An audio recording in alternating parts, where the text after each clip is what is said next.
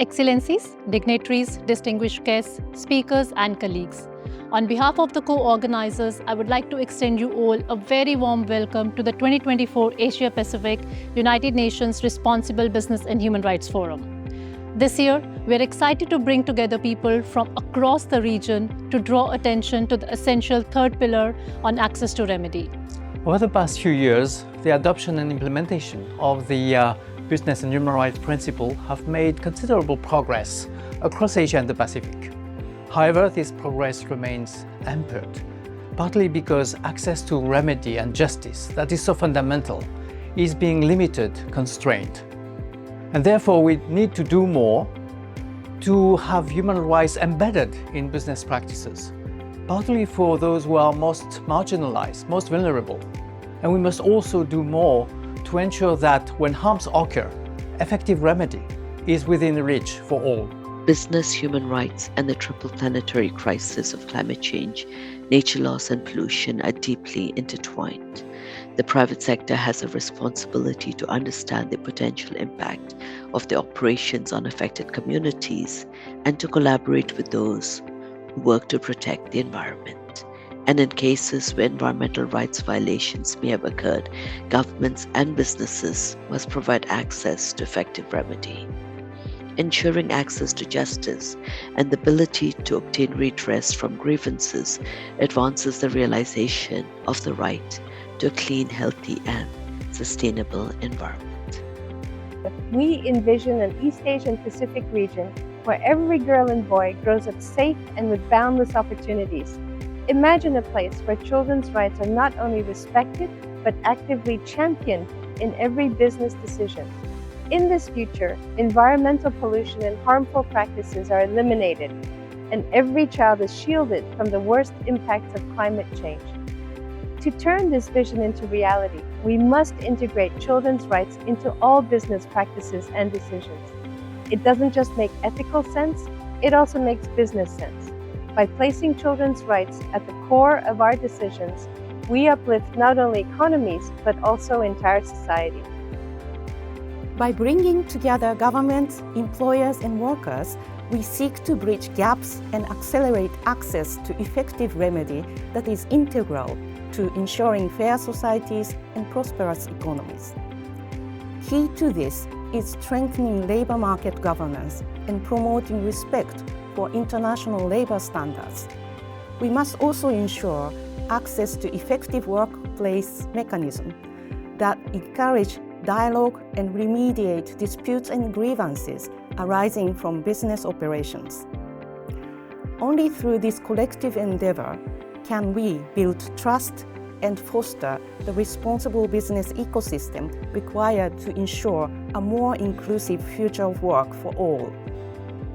Access to justice is fundamental in realizing human and labor rights for all, especially migrant workers. They deserve accessible grievance mechanisms and effective remedies without fear of retaliation. Digital tools can empower them to seek justice across borders. With migrant workers at higher risk of forced labor, collaborative efforts are crucial to addressing systemic challenges and gaps in the grievance and remedy ecosystem, balancing corporate accountability with state intervention in severe abuse cases.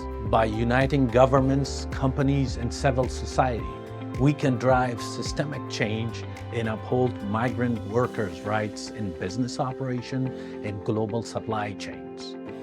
The right to access effective remedy is a core principle of international human rights law and standards. However, its implementation in the region, including within the access to remedy pillar of the UN Guiding Principles, remains uneven. Access to remedy for business-related human rights violations and harm must go hand in hand with accountability. It is critical that states, businesses, private entities, and other economic actors reduce barriers to remedies for right holders at all times. We are committed to support human rights defenders, civil society actors, affected individuals, and communities who seek accountability and remedy, and to work together with governments and businesses, promoting human rights due diligence, increased transparency, and accountability of businesses in line with international standards. Despite progress in gender equality across Asia and the Pacific region, cultural norms still hinder women's ability to enter, remain in, and thrive in the workplace.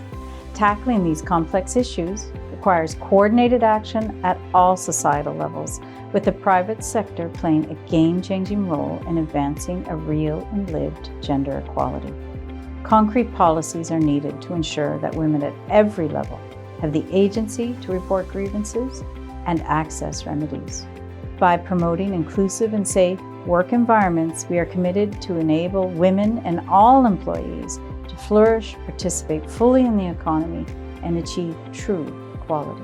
No silver bullet solution exists for business-related human rights abuses.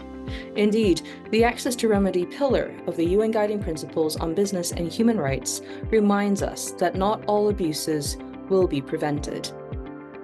In addition to demanding corporate accountability and strengthening protection systems, it is critical that victims are provided with effective remedies and assured justice.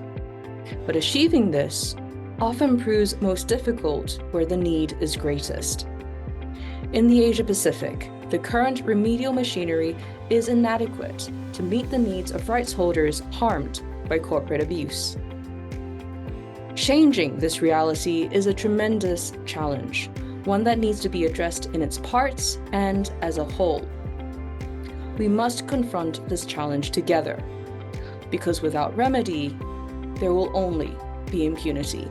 We can no longer afford to fall short on remedy. Because justice delayed is justice denied.